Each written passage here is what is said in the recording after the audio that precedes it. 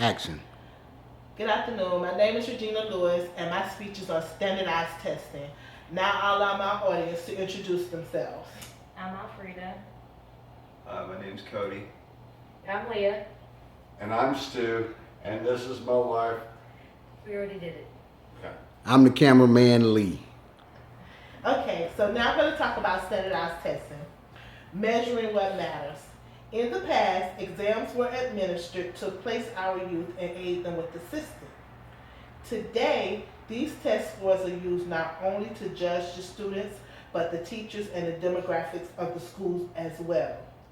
Based off this criteria, they are failing students and denying them their diplomas.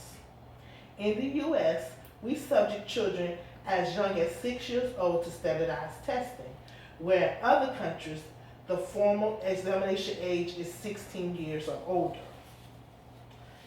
So what accounts for this? With different individuals, there's different motivation. Some consider the demand for tests to be a reflection of deliberate strategy for promoting traditional back to basic instructions. Mm-hmm. With others, it's a way to cast public schools in a bad way while trying to create a path for private school education. Some people insist that schools be held accountable and they don't know another way to achieve that goal. The famous Nation at Risk report released by the Reagan administration in 1983 was part of a concerted campaign based on exaggerated and often downright misleading evidence to stir up widespread concerns about our schools and demand more testing. Corporations that manufacture and score these exams reap higher dollar benefits. These companies sell the teaching materials for their tests. Tests also allow our politicians to show their concern about the achievement of schools and the tracking of progression. Tougher standards, accountability, or raising the bar are slogans often used with most politicians. But do we need an objective measure of achievement? It's not out of the ordinary with our education system that we expect different standards of assessment that is based on our youth everyday lives. Standardized testing is not measuring the knowledge or extent to which an individual comprehends an objective, but more like the interaction of two sets of human beings, the adult that creates the test and the student that nervously takes the test. The subject of promotion and retainer are usually emphasized in the classroom, increasing anxiety among the kids, making their test scores that much more invalid. Then they have the poor teaching poor kids. During the speech delivered in 2000 by Senator Wellstone of Minnesota, he voiced, and I quote, "Making students accountable for test scores work well on bumper stickers and allow many politicians to look good by saying that we will not tolerate failure.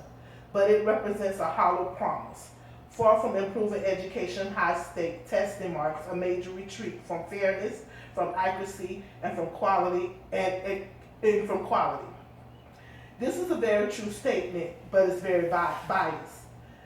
The tests are designed so that experience gained outside of the classroom is used as an advantage on this standardized testing.